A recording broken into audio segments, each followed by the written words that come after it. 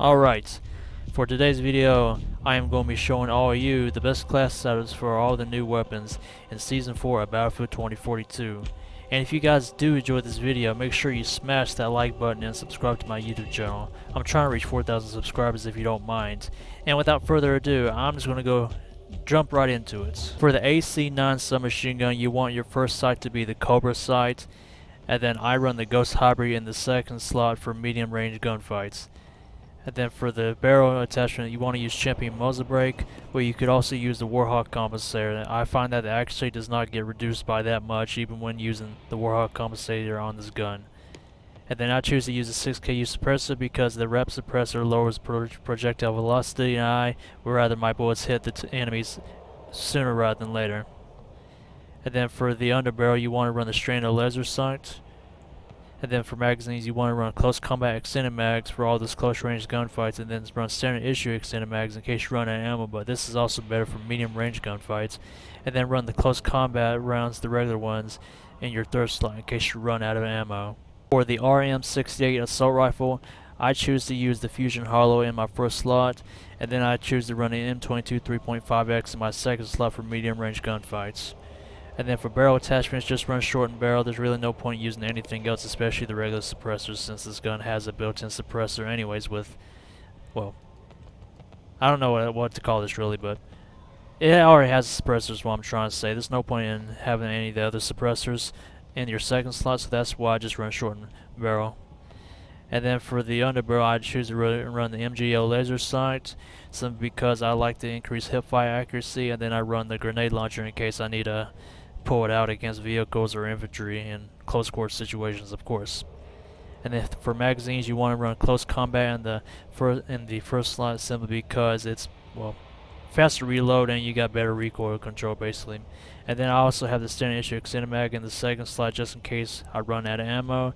And then I have high power in the third one, but you could also replace high power with the standard issue magazine as well. It's totally up to you, but personally this is the way that I like to use it.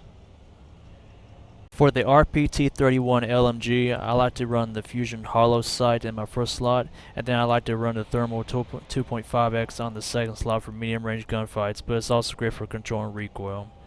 And then for the barrel attachments, I choose to run a shortened barrel simply because the rate of fire on this LMG is pretty bad without having a shortened barrel on it, and it's, well, you're going to lose a lot of gunfights against other LMGs, submachine guns, and assault rifles if you don't run anything besides shortened barrel. And I don't bother with anything else for another slot of that. And then for the underbarrel, you want to run the stranded laser sight. Again, I like my hipfire accuracy to be as good as possible.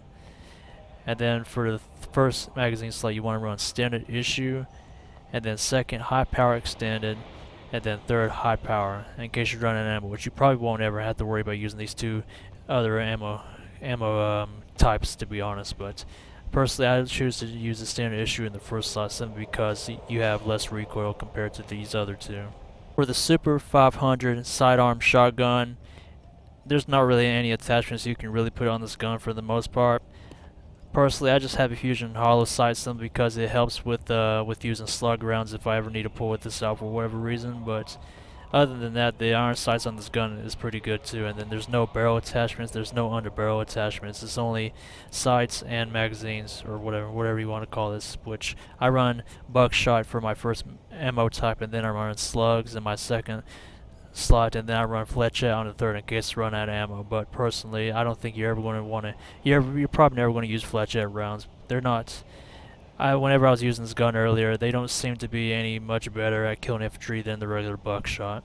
For the Type 88 LMG, I choose to run the regular reflex sight. I don't really like the Cobra sight on this LMG personally, but this is just my opinion. This is what I like to use.